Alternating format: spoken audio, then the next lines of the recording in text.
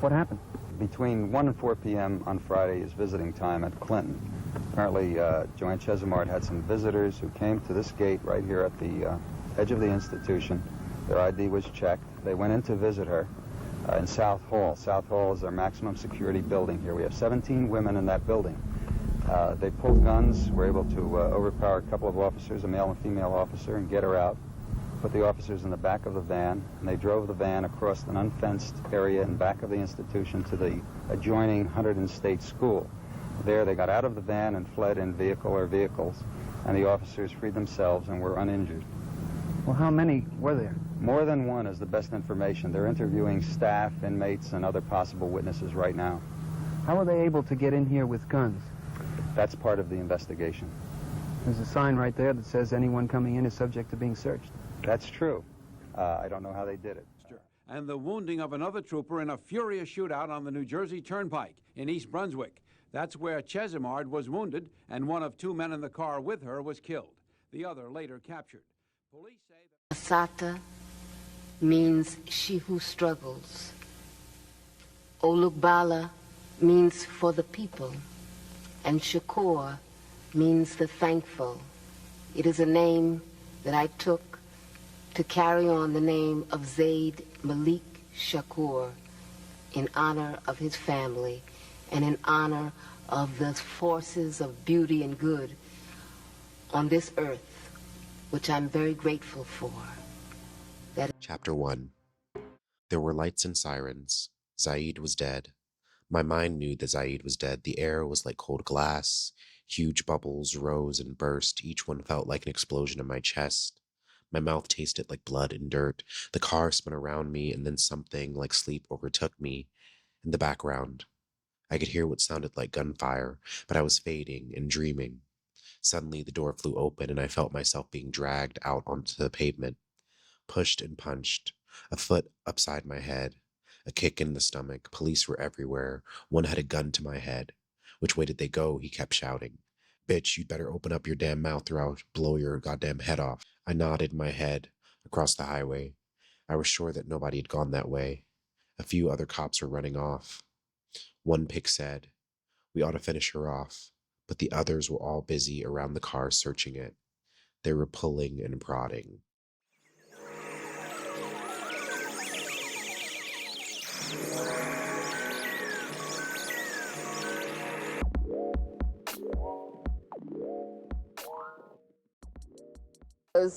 It was horrible. It was like a prolonged version of hell. You know, I felt like, you know, everything was moving around. My chest started to explode. My head started to explode.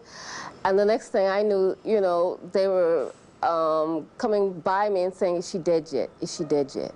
And welcome to another video on my channel. Today we're going to be talking about Assata Shakur. About a day or two ago, Assata Shakur passed away. She joined the ancestors. It felt necessary to kind of sit down and take some time to talk about some bits of her legacy that have really inspired me.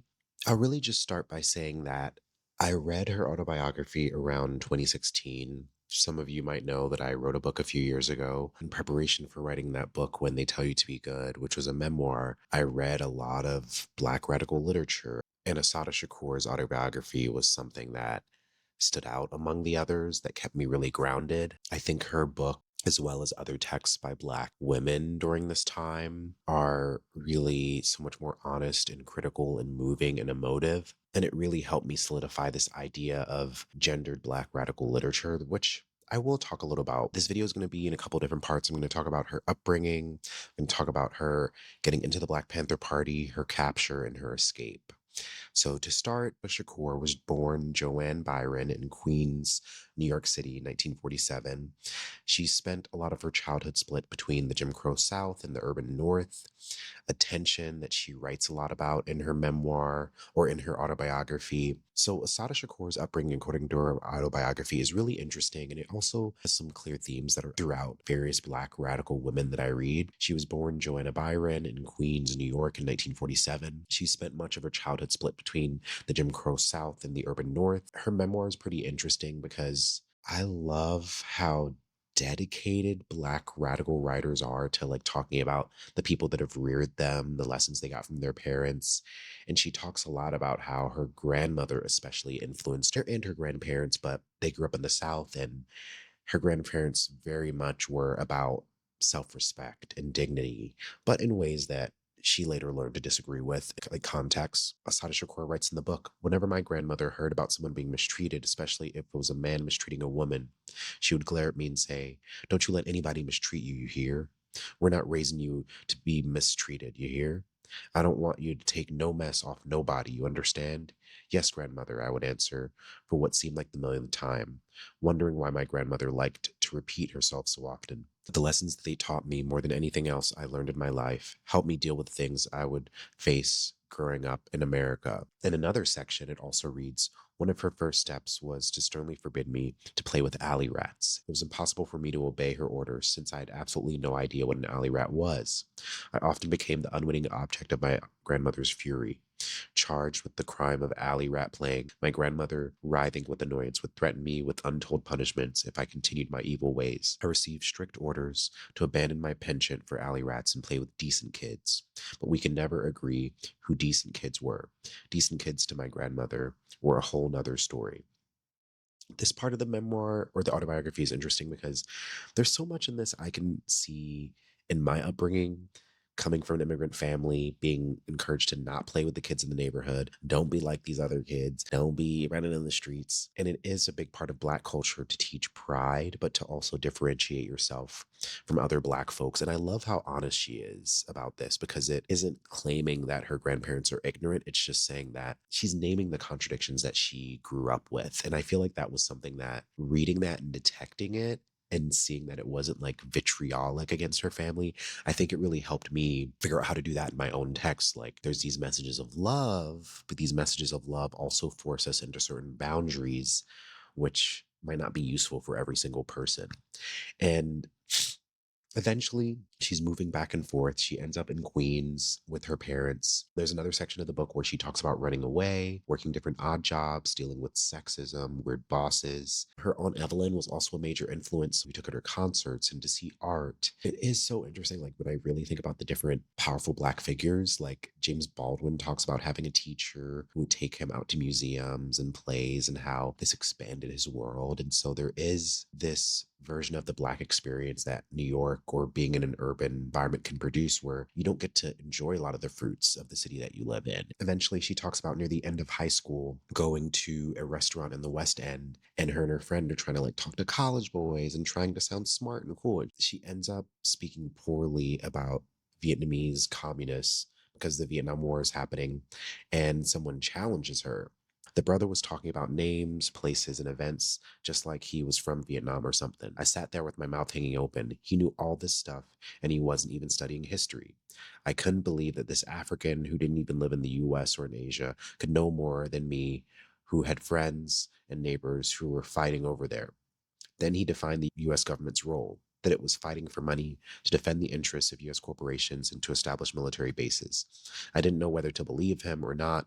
I had never heard of such a thing. What about democracy? I asked him. Don't you believe in democracy? Yes, he said. But the government the US was supporting was not a democracy, but a bloodthirsty dictatorship. He started running all kinds of names and dates on me, and there was no way I could respond. There, he was talking about the US government just like somebody would talk about a criminal. I couldn't relate to it, but my mind was blown. Despite that, I continued saying that the first thing that came to my mind, the US was fighting communists because they wanted to take over everything. When someone asked me what communism was, I opened my mouth to answer, then realized I didn't have the faintest idea. My image of a communist came from a cartoon. It was a spy with a black trench coat and a black hat pulled down to his face, slinking around the corner. In school, we were taught communists worked in the salt mines, that they weren't free, everybody wore the same clothes, and that no one owned anything.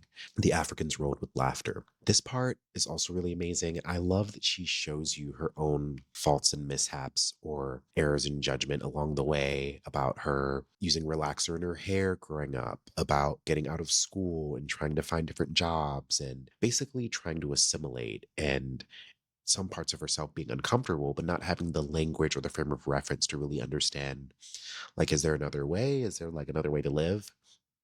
And it's so self-aware to write about oneself moving through these moments of radicalization. I think so many of us become radical, become revolutionaries. And it's not that we completely denounce our past selves, but it can be really easy to think that our lives started totally when we were radicalized, and not to account for when maybe we were homophobic or sexist or supported aspects of the empire unknowingly or being propagandized into that. And it's just so honest, because after this, there's some really beautiful sections in the autobiography where she talks about reading Baldwin and going to parties and guys hitting on her and talking about tricks and hoes and all these other things, and her not being interested. And there's a part in the autobiography where she says, I was with Baldwin and now the pages were more reality than the party or something around me.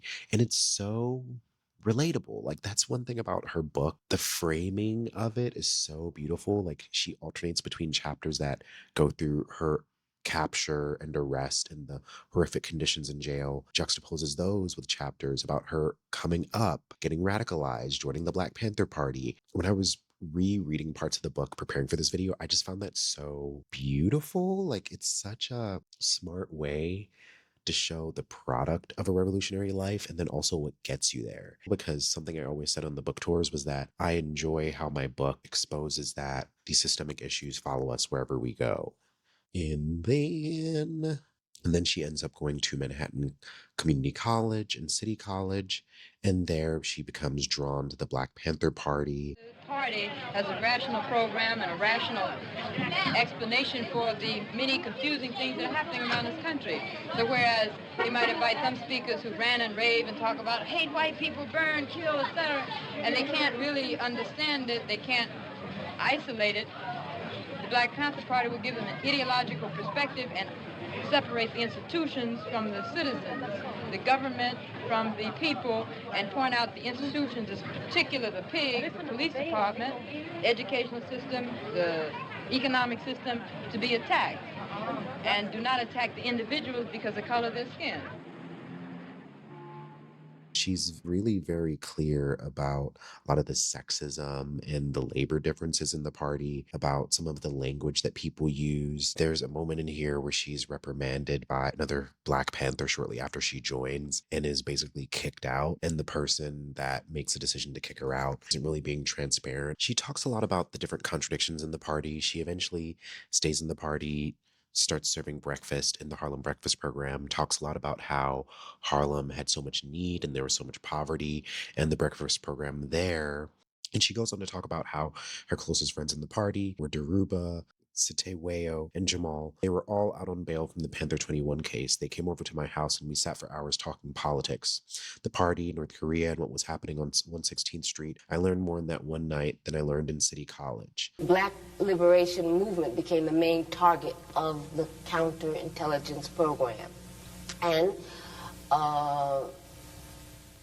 what they did was to try to neutralize all of our leaders, to prevent young people from coming together and uniting. And so what they did is try to pit organization against organization. They tried to pit leaders in the same organizations against each other. In New York, where I was, what they did was they arrested in, I think it was 1967, 1968, I'm not very clear on the date, or I don't remember it at this moment. They arrested, on charges of conspiracy, 21 of our most effective activists, of our most effective leaders. As a movement, have to concentrate a lot of our energies on trying to liberate our imprisoned comrades. Even though they were given bail, the bail was $100,000 apiece, and only a few of them we were able to bail out. I think that we cannot look at the Black Panther Party in the past. We cannot look at the Black liberation movement as something in the past. The fact that she says Jamal was one of her close friends. For context, the Jamal she refers to as Jamal Joseph. He was a member of the Panther 21. He's Afeni Shakur's close friend. He was Tupac Shakur's godfather and has been interviewed on my podcast, The Dugout. One thing that I have been reaching for over the last year with my podcast is interviewing Black Panther Party members. And so it's interesting to see the synchronicities between their experiences, the younger folks that join, their dedication, how you were really in and out of the offices, either teaching classes, doing the classes, being a part of the survival programs, going out and selling papers in order to fund the party. And so it's just so interesting, even here, seeing the bits of history that she was being invited into and understanding because of the Black Panthers that were around her. And especially the people that she mentions. These are people that in history's eye, in terms of the Black Panther Party, were really dedicated and really put a lot of time and work into it. With few exceptions, PE classes for the party members turned out to be just the opposite. We reviewed articles in the Black Panther paper, read passages from Mao's Red Book, and discussed certain speeches and articles by various Panther members. Most of the time, whoever was giving the lecture discussed whatever we were studying and explained it, but without giving the underlying issues and putting it into a historical context. The basic problem stemmed from the fact that the Black Panther Party had no systemic approach to political education. And this I find to be really interesting because she goes on to talk about the machismo in the party and how so many people joined to pick up the gun, joined to have this revolutionary machismo. And it's so interesting because across different accounts, some people appreciated the political education. Other folks kind of found it stunting. And during this recent interview that I did, I think I asked a question that was kind of trying to get at this, how do you join a political organization where you're being given a set framework of what to learn, but also there needs to be that internal compass that allows you to have some of your own critical thinking. Political education classes happen several times a week. And then so you would go to, and you were required to go to at least 2 political education classes a week and to do community service. By the time the repression started to increase on the Black Panther Party, you were required to go to political education classes and meetings every day. And a lot of Panthers left home and lived in what we call Panther pads or Panther communes. Now, PE could look like working through the Autobiography of Malcolm X. Certainly it would PE classes that were about the Red Book, but there'd be days where political education classes would be the New York Times or the Daily News, so that you could read something that they had written and learn how to analyze it, or as we call it, break it down and speak to that. Yeah. So that you weren't just in, what we call these days, just an echo chamber of just hearing stuff. And this is what taught young Panthers how to think critically, so that when you went into the communities, that whether you were on the street corner talking to brothers and sisters on the corner, or if you were organizing on a college campus and you got into a debate, with an economics professor, that you had some context that you could speak from. And there's also other things that she talks about. She talks about not fully being in line with the hierarchy of the party, the strategy about how so much money went towards Huey P. Newton going out and doing these speeches all around the country, despite the fact in her mind that he was not the best public speaker, which I also find kind of tea. Talks about these discrepancies in the party getting worse and worse. About in her particular area of the party, she writes, in addition, a lot of things were going on that I was not too happy about. Plans, priorities, and procedures changed daily, and most of the time the changes were ill-conceived. And she talks about her and this other Black Panther having their falling out, and how she was very blunt about her criticisms of the party with this person, and eventually that information was used to push her out of the party. And she writes, after I left the party, my life became more and more impossible. Everywhere I went, it seemed like I would turn around and 2 detectives following behind me. A sophisticated opposition. We were not just the piece of pie opposition, but that we wanted a real structural change in the United States. And so we took very clear positions. We opposed the United States government intervention in Vietnam. We opposed the blockade against Cuba and all of the other U.S. policies that were hostile to the Cuban Revolution. We opposed the United States policies of supporting apartheid in South Africa. We opposed all of the U.S. government's imperialist policies, against all progressive people's struggles. Strange phone calls, strange packages, strange people would come into the office and have nervous breakdowns. I mean, it was one thing after another.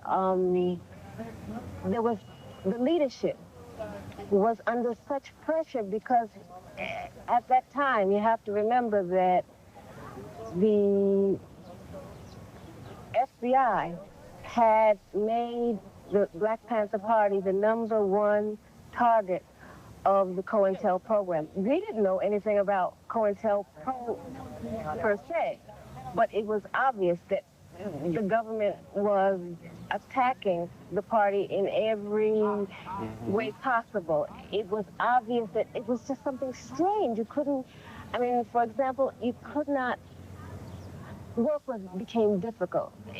To go and sell up the paper, for example. We would send people out and they would stand on the corner and be selling papers, and 5 minutes later they would be at the police station. Why are you at the police station? For threatening a police officer. How did you threaten a police officer? We didn't do anything. We sold the paper. It was the cop's word against the Panthers' word, and the cops would always win. So it was like, in every aspect, it became difficult. The breakfast program came under attack for supposedly showing little kids cartoons that were racist, that was said all white people are horrible, or something to that effect. Basically, that was the general idea. Later, we found out that those same cartoons were manufactured by the FBI, were inserted in Panther papers and distributed. I mean, that was the kind of thing that went on. But we, at that time, we were up against something. It's like you're up against this wall, but you can't see it, you can't touch it. You know that you're a target of the government's repression, but you don't know to the extent. We didn't realize the extent. I decided that I would leave the party, and I had not spent, I think, maybe a month outside, outside of the party, when it began to be obvious that I was the target of, like, the most extreme kind of surveillance that one could imagine. I mean, I lived on 138th Street. I'd look down in front of the building, and there would be 2 white guys reading the paper. One would read the paper for 15 minutes, then the other one would read the paper for 15 minutes.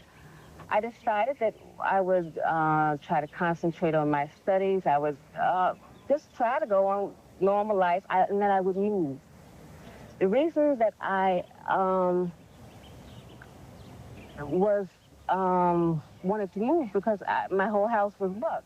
And how I knew that it was bugged was that I was practicing on a tape recorder something one day, and the phone rang. So I put the tape recorder down, and I go answer the phone, and a voice says, "Stop making tape," and hangs up. And that was the kind of day-to-day thing I was dealing with. So the next thing, I mean, there was a big jump. The next thing I know, I'm walking down the street, and one of my comrades comes up and says, "Don't go home." What do you mean, don't go home? Do not go home. They just raided your house, et cetera, et cetera, et cetera. They just raided my house. Do not go home. And I was like paralyzed for some hours. You know, it was real. And then I'm faced with a decision. Police raided your house. Mm-hmm. So obviously at this point, Panther 21 case is happening, COINTELPRO is rising up, and they're all becoming more and more aware of the repression. And then she goes into hiding. I found this section to be really interesting. She talks about changing her appearance very quickly, trying to not be recognizable in the ways that she would have been before. She talks about changing her appearance and then eventually connecting with a friend who is able to keep her for a few days, and eventually she leaves. In chapter 17, she says, it's clear that the Black Liberation Army was not a centralized organized group with a common leadership and chain of. She writes a lot about how they operated in the book, how it wasn't this super hierarchical organization, how a lot of it was decentralized, how they struggled to work through security and skills and really finding the right formations to do what needed to be done. And from doing different interviews with Black Liberation Army members, I've interviewed about 2. It is interesting that they all did kind of join around the same time, the early 70s, when COINTELPRO was really, really apparent to some people in a lot of different ways, or at least the repression was, and how these folks went underground, formed armed resistance, did prison breaks, did a lot of bank robberies and expropriations, because as opposed to the Black Panther Party, which their formal kind of instruction was to fund the party legally through papers and other things. It's not that everybody did that. But the BLA was much more into expropriation when money was needed. And then from 1971 to 1973, she did a bunch of different operations with the Black Liberation Army, which very quickly caught the attention of the US government. On one night in May 1973, on the New Jersey Turnpike, after months and months of being on the run and being a part of the BLA, the United States decided that Assata Shakur would be its enemy. And this leads to a Turnpike shootout where Trooper Forrester is killed and Assata Shakur is shot twice with her hands raised. Her friend Zaid is murdered. Did you shoot Werner Foster? No, I did not. I was shot with my arms in the air, then shot again in the back, and then left on the ground to die. That is absolutely false. Our investigation shows that Joanne Chesimard initiated the conflict. She reached into her pocketbook, pulled out a 9mm weapon, and started firing at Trooper Harper. Were you holding a weapon? No, I was not. No. Well, after almost 25 years, the roadway area has changed somewhat, but this is the spot where the shooting occurred. Joanne Chesimard was in the front seat on the passenger side. The driver of the car and Trooper Forrester were in the back of the car. It was after midnight, and shots rang out. Harper, who was the other police Correct. that was at the The scene, other trooper, started to shoot. And, you know, after that, everything is like foggy. It was horrible. It was like a prolonged version of hell. You know, I felt like, you know, everything was moving around. My chest started to explode. My head started to explode. And the next thing I knew, you know, they were coming by me and saying, is she dead yet? Is she dead yet? And I was later taken to a hospital, and I was beaten. I was tortured. I think that, you know, as so happens so often with the criminal element, they have a tendency to turn things around, and they become the victim. We got to remember that, number one, there's a trooper who is dead. And why did Assata Shakur escape from prison using hostages as a shield instead of appealing her case to higher courts? I never received justice. The accounts of her time being arrested and going through trial and then being pregnant while she's incarcerated is honestly some of the sharpest and most intense pieces of literature that I've read. The abuse that she was inflicted with, the ways that she was injured and not in proper medical care, not given adequate amount of food, and just the psychological abuse, the psychological tricks that the guards would play, male guards coming into her cell and staring at her and calling her the B word and the N word, them being given really horrible food, being forced to sleep under bright blaring lights, key decisions about their care being changed, and that not really being explained to them. And it really shows you how that her experiences in jail radicalized her even more. And what I really read in her jail time sections are both that she was subjected to all kinds of horrors and it did affect her, but she also did the work to stay strong. I think the tonality of how she talks about it is different than the pure grit that Huey Newton writes about in Revolutionary Suicide, or some of the other men especially write about. Like, there's a real fear and trauma and sense of violence that she is contending with and is resisting, but isn't trying to make light of in ways that I think some of the Black men who write about things during this time really try to do. And she goes through a number of years of trials. She's forced to deal with solitary confinement, mistreatment, and while she's incarcerated, she actually begins to write an autobiography. The rest is sort of history. In 1979, Shakur is broken out of prison, and this is done with the help of BLA members and with Weather Underground members. These people had visited her before? I don't know. I don't know at this point. Can you give us any idea who the people are that checked in here and showed their IDs and were permitted to enter? I don't know, Joe. Do we have anything on that yet?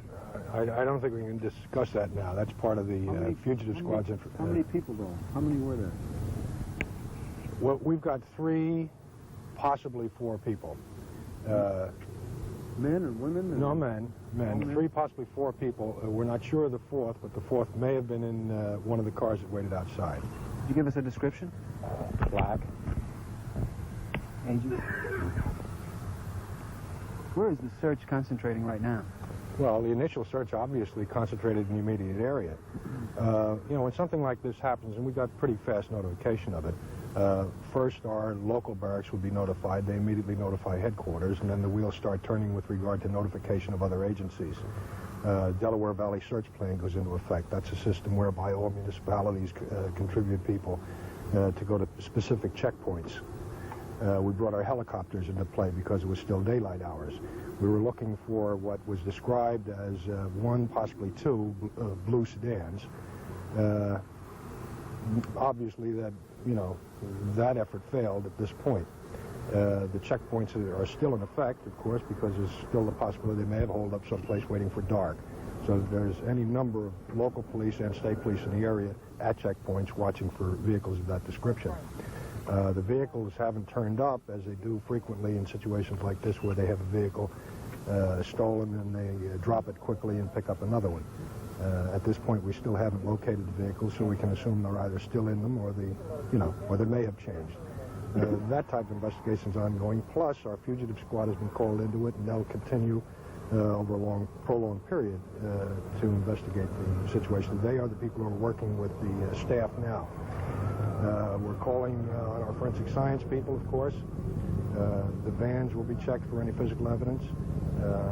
Composite artists are coming up to talk to the guards who saw these people and try to come up with some sketches for publication. We'd appreciate your help if we wind up getting something along that line. And that's where the investigation stands at this point. There had been a report that you had a license plate number. A partial license plate number, and of course we can't publish that at this point. Pennsylvania and New York police say they have no official notification on this yet. Do you believe they're still in New Jersey? No, they have official notification. They have it now? Yeah, 48 states, and that was before I came up here well over an hour ago. The teletype message went out, I would say, maybe about 4:30, 5 o'clock. We saw a van being brought into the prison grounds before. Are you sure at this time that that was the van that they initially got away in? Well, they didn't get away in a van. You have to understand that the people who visit that particular section of this institution check in at a nearby state school, and they are transported by the prison van. Prison van? Yeah. Transported by the prison van to this facility. And that's the van that they left here in, but that was promptly abandoned, and they got into their own transportation back at the school. They didn't go more than a quarter of a mile. It's no more than a quarter of a mile from where they abandoned the van. They didn't check in here then, in this building? Yeah, they checked in here, but they went out to Hunterdon State School. I think Gordon was referring to the other vehicles that they used. The other vehicles were parked at Hunterdon State School. Well, what is suspicious about the van that was brought in here with the New York plates, the blue van? I have no idea. Just holding in the right. They just called in a blue van with New York plates. Might be doing that while we're talking. It's part of the investigation. We're not up to every last week. Could you explain now, what is they Sheriff, what advantage it gave her, I assume? Driven over to the south? But they're talking to witnesses and staff and inmates right now. Somehow they're able to hold guns and overpower the two officers and get in and get out. That's part of the investigation. I don't have details still. Was Chesimard waiting for them at the front doors of the facility? No, there's a visiting area just inside the building. She was in the visiting area. There was one other inmate waiting visitors.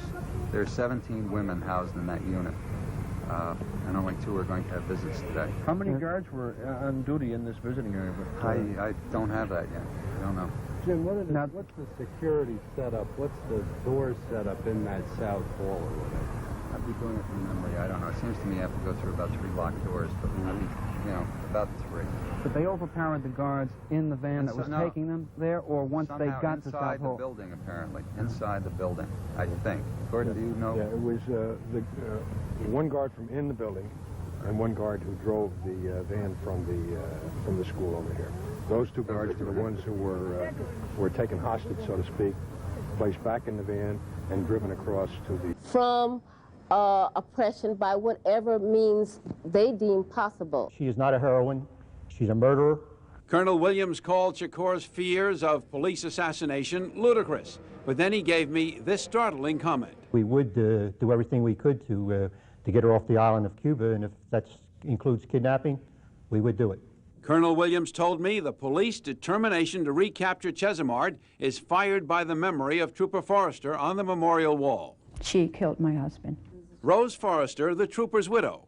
Their son was just 3.5 years old when her husband was gunned down. My son lost his dad. He grew up without a dad. He never saw his son going to school.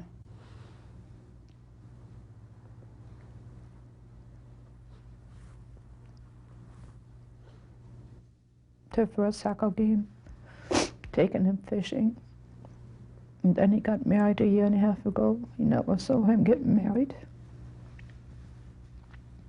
And I think my son really missed to have a dad.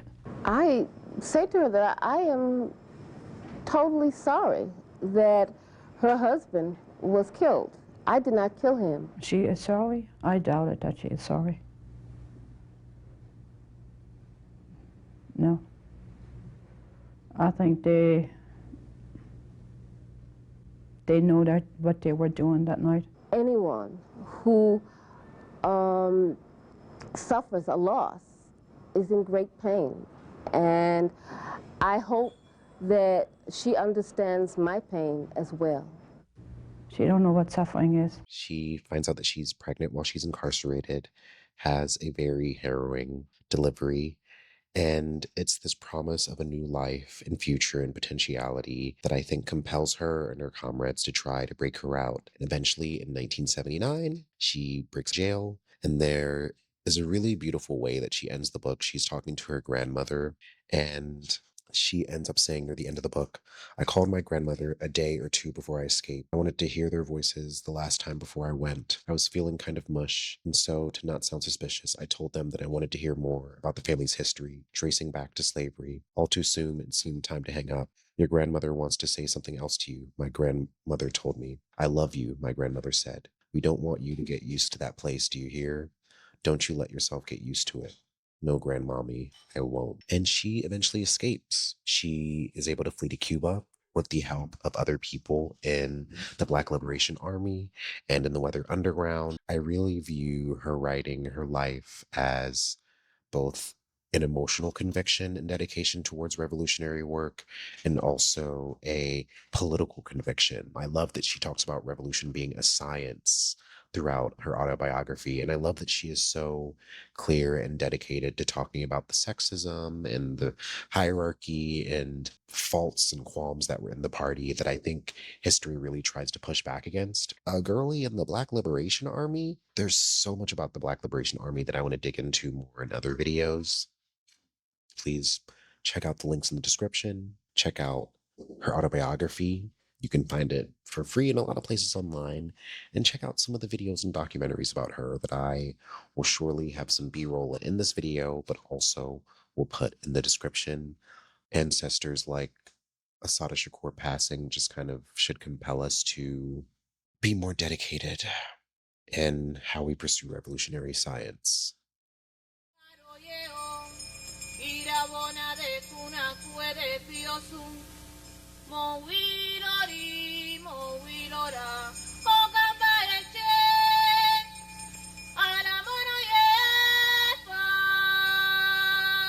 We started to, I don't know,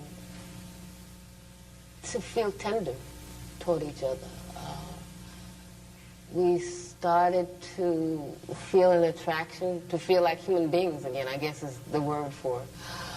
And the subject of sex came up, and we thought about it, and we talked about it. And